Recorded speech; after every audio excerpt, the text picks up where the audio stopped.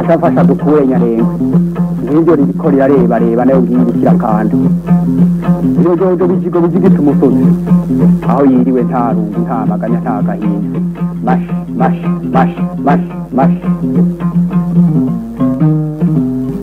Inka Imirima n'ibidukikije ibihugu bihoza abana ndikugurana ndumwungere w'amagana nsangiye umurimo ndamuganga kura inyongo ngakura kwaje. Inka Imirima n'ibidukikije ni ikiganiro mutegurirwa n'ubushikiranganji bw'uburimyi ubworozi n'ibidukikije mukagishikirizwa na televiziyo y'u Burundi.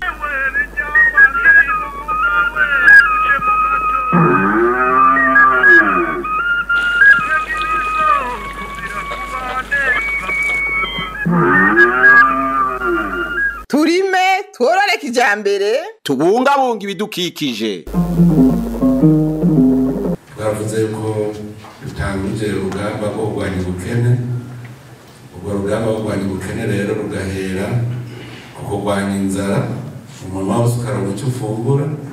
Rero ubu ntituvuga ngo umunwa uronke icyo ufungura gusa, ahubwo ufungure neza, dufungure neza, si ukurya gusa kandide, nuko turya neza ibintu bifise akamaro mu magara yacu.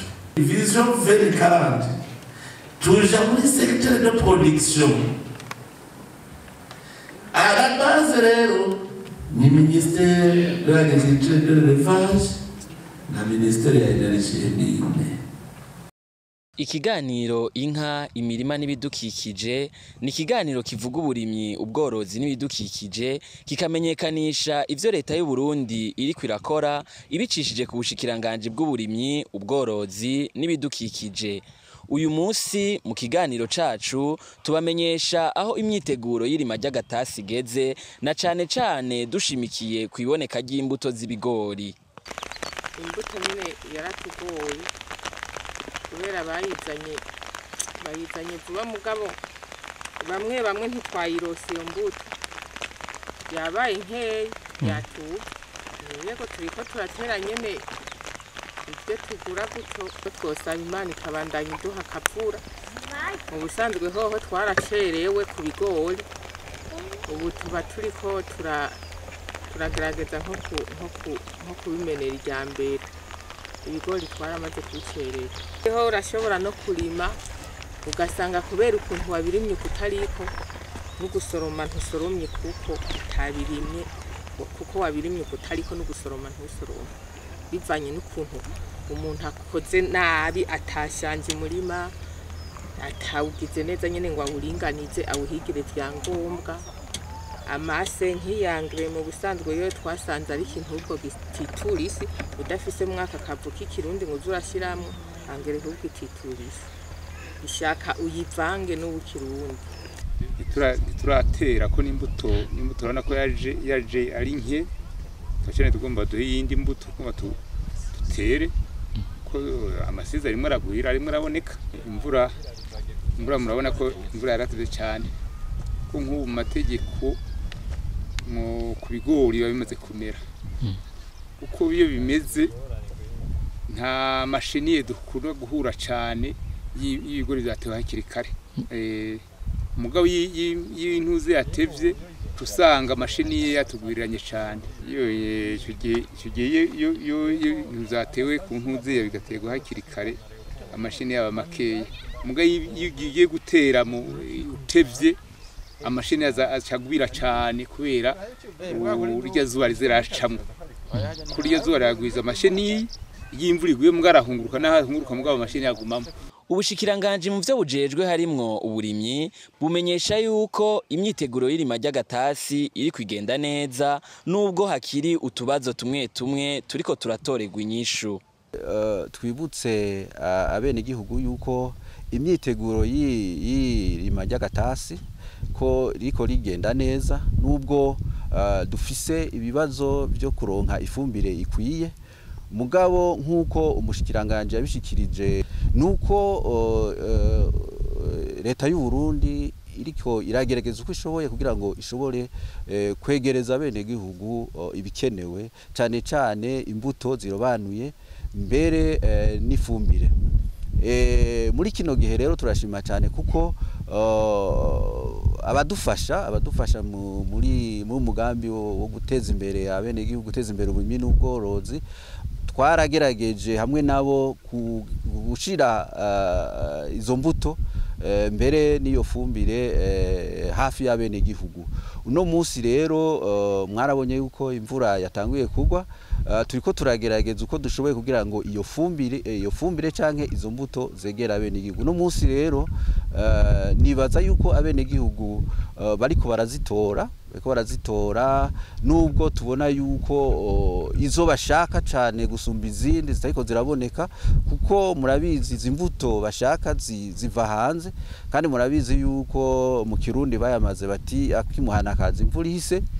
Nari nakaryo twagombera gufata kugira ngo dushimangire ico umushikiranganje mu vyaje twarimo uburimyi n'ubworozi yavuze, yasavye abenegihugu yuko bo kwijukira kandi gukoresha nizo mbuto zihingurirwa ngaha mu gihugu cacu c'u Burundi, ko nazo nyene vyarabonetse neza yuko zishobora gutanga umusaruro ukwiye, kuko ubushakashatsi abajejwe uburimyi barabigerageje barabona ko neza ko izo mbuto zirose bikwiye, haba ifumbire, haba n'ibindi bikenewe ukoresheje ubuhinga bugezweho, dushobora kuronka umwimbo ukwiye.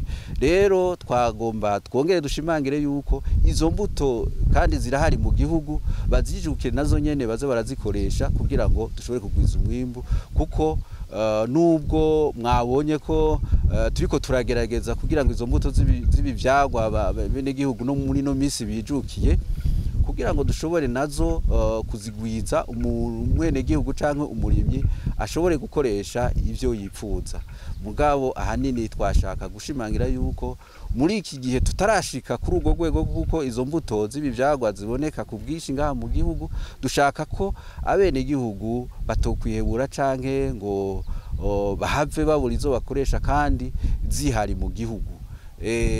Nico gituma rero ico kintu tukuma tugishimangira cyane kugira ngo duhimiriza bene gihugu bo babandanye bijukira nizo mbuto, mu gihe tukirindiye ko izo zibivyagwa zishobora kuba nyinshi muri igihugu cacu. Kuri uyu wa Mungu kwigenekerezo rya 13 Gitugutu, umushikiranganje w'uburimyi ubworozi n'ibidukikije yarakiriye imbuto z'ibigori vyo mu bwoko bwa pan 53, akaba yamenyesheje yuko imbuto abajejwe uburimyi mu ntara basavye ziciye zikwira. Nkuko muvyibuka mu misi heze twarakiriye igice ca mbere cari kigizwe n'itoni 400. Izo toni 400 zikaba zavuye nkuko muvyibuka mu rugendo nyene cyo mukuru w'igihugu ciza cacu c'u Burundi yagize muri Zambia, aho abakuru b'ibihugu bibiri bumvikanye yuko mu byo bofashanya harimo no guhana ibintu atamuntu agiye hagati. Muribuka rero yuko byace bija mu ngiro, tukaba twararonse itoni 400. Ubu naho tukaba twakiriye izindi toni 400 zari zisigaye. Twovuga rero tuti kubw'iwacu n'umunezero, kuko amasezerano biraboneka yuko atabaye amasezerano amwe aguma mu mpapuro, mugabo yabaye amasezerano acaja mu ngiro. Twanezerejwe kandi yuko abakozi ba leta cane cane aba bakorera ngaha kuri iki kivuko bamaze gutahura urugamba turiko rwo kugwiza umwimbo. Nico gituma twari twabasavye yuko uno munsi na hari umunsi w'Imana ko bokora kugira ngo imbuto ishikira abarimyi kare. Mwumvise rero yuko uno munsi bagomba bapakure no mwijoro itoni 200 barabazimaje gushika saa 6, hama ejo iyindi saa 6 y'umutaga bazobahejeje zose. Mugaca mubona yuko nuzitwara mu ntara yamaze gushikana amakamyo ngaha avuga yuko hirya yejo zose zizoba zamashika mu ntara. Itoni 400 z'ibigori, imbuto z'ibigori zihejeje gushika. Turavye amasaha tugiye dutangure kubipakururira, ni hafi isaha 11 z'umuhingamo.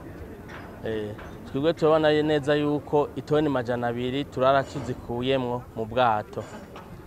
ku munsi w'ejo naho turazinduka cyane ku buryo isaha 6 ku munsi w'ejo tuzoba duhejeje gukuramwo izo toni zose 400. Ni kuvuga yuko guhera aya masaha gushika mu ijoro tuza gukuramwo itoni 200. Hama umunsi w'ejo naho guhera saa 1 z'igitondo tuzinduka turapakurura gushika isaha 6 ibigori byose tuba twahejeje kubipakurura. Jewe nitwa Leonidas, abanserukiye societe yitwa Papa Dangote Company, ikaba ariyo ifise amasezerano yo gutwara ibigori bwashike mu gihugu cy'ubundi cyose. Duharuye ingene bimeze n'ingene dushaka gukora nk'abakunda igihugu, tugomba dukoresha ingufu zose dufise n'izo tudafite tuzitire uburyo bishika ku mwanya ko twe dusaye turabarimyi, turazi yuko igihe kigiye ari uruhombo ku gihugu n'abene gihugu, tukadukora ingufu zose dufise ku buryo n'umunsi itariki 13 z'ukwezi kw'icumi, ejo ni itariki 14 z'ukwezi kw'icumi, atubwiye ko ejo gushika saa 6 baheje gupakurura ibyo biri mu bwato bwose, tugiye dukoresha ingufu zose dufise ku buryo itariki 15 bizora mu gihugu cyose cy'u Burundi. Ubwo runani rero turabona yuko ari ikintu cyo kwishimira, kuko turamaze kubona yuko bose bamaze gutahura akamaro k'igikorwa turiko turakora. Nico gituma rero mubona izi toni 800 wozibona kugira ngo ninke, mugabo itoni 800 ufashe yuko itoni irimwo ibiro 1000, itoni 800 zirimwo ibihumbi 800 vy'ibiro. Uci ufata yuko ihegitari tuyitera dukoresheje ibiro hagati ya 20 na 23, urumva yuko uci ufata itoni ibiro 800 ibihumbi 800 ukagwiza n'ibiro 23 tera ku hegitari, murumva yuko ari amahegitari menshi. Ivyo rero 800 biyongera ku itoni 187 zazanywe na FIDA ziza ziri Gitega, hagaca hiyongera ko n'izindi toni 60 ONG tubura iri kwiratanga ku banywanyi bayo. Turabona rero yuko uno munsi turageze ku rugero rwiza rudushikana ku biharuro ababepeyaye bari basabiye abarimyi. Umushikiranganji Dodiko Prosper yibutsa abariko barashikiriza imbuto ku barimyi yuko izo mbuto uko zingana zose zoshikira abo zagenewe. Yibutsa kandi n'abarimyi ko boshira imbere imbuto kama. Muribuka yuko igihe twatanga imbuto za mbere twavuze tuti numunzane wo gupima ababepeyaye. Twatanguye kumva yuko hariho hamwe hashaka kuba haragwiyemwo utunenge. Muri ico gihe rero amatoza agomba atangure, uwikosa rizogwako arasa kuzohanwa vyihuta. Tukaca dusa tukabibutsa nubu turabarungika izindi 400 basubire bakoresha ingufu zose uko ari 400 itona 400, nuvuga ibihumbi 400 vy'ibiro. Ivyo rero dushaka yuko atani kilo kimwe kivuye mu ko byose bizocikira abarimyi, kugira ngo babacuruza baza kubicuruza ku ikiro kimwe ibihumbi 25 babure ivyo batora, abashaka gucuruza nabo baze kubisanga iyo biri. Hama rero tukaca tugira ko rero dusaba n'abajeje intwaro n'abajeje umutekano yuko iki ni gikorwa ca twese, aho umuntu wese ari acungere kugira ngo iyi mbuto leta ibazaniye izishikire umurimo. Ariko rero tuca twibutsa abarimyi yuko aka ni nk'agasunuzo, kuko imbuto kama y'ibigori ubu twamaze kwegeranya ibiharuro, tuzobicisha mu itangazo tubabwire imbuto zirobanuye z'ibigori kama ziri mu ntara zisanzwe zihari. Byumvikana yuko abarimyi tugomba tubahanura ko boshira imbere izo mbuto kama, izituzana zikaba nk'agasunuzo. Twomenyesha abakurikirana ibiganiro vyacu yuko leta y'u Burundi iri kwikorana na leta y'Ubushinwa mu ntumbero yo guteza imbere igisata c'ubushakashatsi, gutyo haboneka imbuto zizewe zikorewe hani wacu mu gihugu. Ivyo bikorwa vy'ubushakashatsi bikaba biriko bikorerwa mu kigo kiri mu ntara ya Bubanza. Iki kigo cashizweho mu ntumbero yo gufashanya hagati igihugu cacu c'u Burundi n'igihugu c'Ubushinwa. Rero harasinywe amasezerano yo gufashanya hagati y'u Burundi n'Ubushinwa mu ntumbero yo guteza imbere uburimyi n'ubworozi. Iki kigo rero kiradufasha cyane mu bijanye no guhugura abakozi basanzwe muri rusange bari mu bushakashatsi, mbere n'abari mu bijanye no kugwiza umwimbu muri rusange harimo n'abarimyi. Iki kigo kandi kiradufasha mu bijanye no guhingura imbuto, kuzigwiza kugira ngo zishoboye guca muri bya bigo by'igihugu, izo mbuto zishobore kwemererwa kugira ngo zishobore gushikirizwa bene gihugu, kugira bashobore kuzikoresha mu bikorwa byabo bya misi yose by'uburimyi kugira ngo bashobore kugwiza umwimbu. Murabizi yuko mu gihugu c'u Burundi hari ibibazo bidasanzwe by'imbuto zirobanuye. Izo mbuto rero zirobanuye zishobora gutanga umwimbu ushimishije mu gihugu cacu. Aho rero dufashanije n'aba bahinga twarungikiwe n'igihugu c'Ubushinwa, turiko turagerageza kugira ngo dushobore kuronka imbuto z'ibivyagwa ku muceri canke ku bigori. Byabonetse yuko dushobora kugwiza umwimbu gashobora kwikuba nka kabiri dufatiye ku mwimbu turonka uno munsi. Mu misi heze rero hariho n'ikibazo co kuronka abo twokwita abavyeyi bashobora kudufasha kuronka izo mbuto z'ibivyagwa. Duhejeje kubona rero ko ibikorwa biriko birakorwa bishimishije, kuko twashoboye kuronka abo bavyeyi, ibyo twita mu gifaransa les parents. Cari ikibazo gikomeye mu gihugu kugira ngo tuzoshobore twebwe nyene kwihingurira canke kugwiza izo mbuto z'ibivyagwa. Turashobora kuronka rero abo bavyeyi tuzokoresha tuzoronka ivyo bivyagwa, haba ku mbuto y'umuceri mbere no ku mbuto y'ibigori. Murazi ko uno munsi ngira ngo nico kibazo kigezweho nko ku bigori, abene gihugu bariko barasaba ku bwishi imbuto z'ibigori z'ibivyagwa, kuko basanze arizo uno munsi zishobora gufasha mu kugwiza umwimbu ufatiye kuzo dufise ubu, nubwo na zone ushoboye gushiramwo ibikenewe byose zishobora kugwiza umwimbu. Rero ico kibazo murumvise ko kigiye gutora umuti, tuboneho akaryo ko gutanga umwizero ku barimyi ko mu misi iza idatevye tugiye kuronka izo mbuto z'ibivyagwa, haba ku muceri mbere no ku bigori, kuko tugiye kuca dukorana n'ibi bigo byacu bijejwe ubushakashatsi kugira ngo izo mbuto zije muri rwa rutonde rw'imbuto zizoshobora kwemererwa kugira ngo zishobore gushikirizwa bene gihugu. Mbere nabo nyene ivyo bigo byacu by'igihugu bishobore gufasha mbere no kuzigwiza, dufatiye kuzobona zishobora kurimwa, kuko mwabibonye neza yuko izi mbuto hanini ni imbuto zikomeye, kuko zishobora gutanga umwimbu aha mu kiyaya mbere no mu misozi, mu misozi miremire. Ni gake ushobora kuronka imbuto zishobora gukoreshwa muri ivyo bice byose twavuze.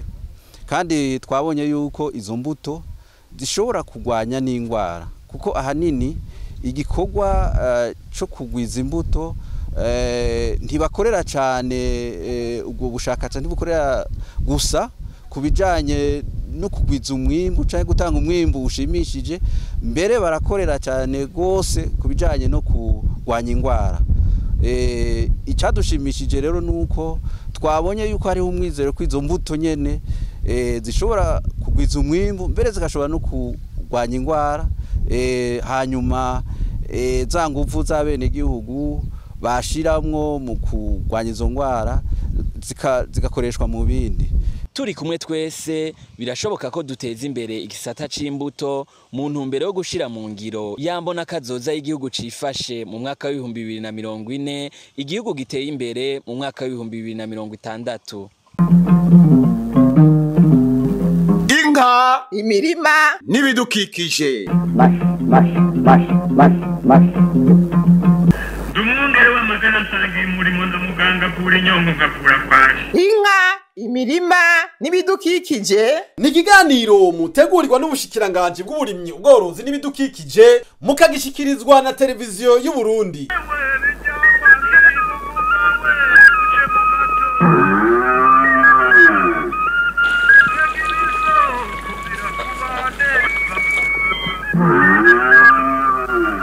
turime tworore kijambere tubungabunga ibidukikije.